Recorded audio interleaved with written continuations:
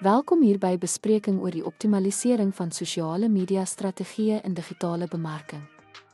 Ons sal sleutelstrategieë ondersoek om betrokkenheid, reikwyte en omskakelings te maksimeer. Sosiale media optimering is van kardinale belang vir die bereiking van besigheidsdoelwitte.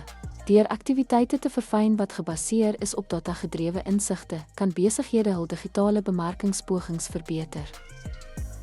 Data-gedrewe besluitneming behels die ontleding van maatstawwe soos betrokkenheidssyfers en omskakelingskoerse. Dit help besighede om strategieë te verfyn en hulpbronne doeltreffend toe te wys. Deurlopende toetsing en eksperimentering is noodsaaklik. Voer al betoetse uit, eksperimenteer met inhoudformate en monitor prestasie om te verstaan wat by jou gehoor aanklank vind. Gehoorsegmentering en teikening is noodsaaklik. Deur demografie en gedrag te verstaan, kan besighede inhoud en advertensies aanpas by spesifieke segmente vir beter resultate. Relevante inhoud van hoë gehalte is die sleutel. Skep waardevolle, insiggewende en boeiende inhoud wat spreek jou gehoor se behoeftes en belangstellings aan om sterker verbindings te bevorder. Konsekwente monitering en aanpassing is nodig.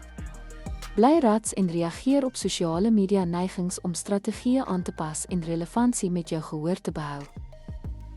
Ten slotte, sosiale media optimering dryf sukses in digitale bemarking. Gebruik data-gedrewe insigte, deurlopende toetsing, gehoorteikening, kwaliteit inhoud en konsekwente aanpassing om voor te bly.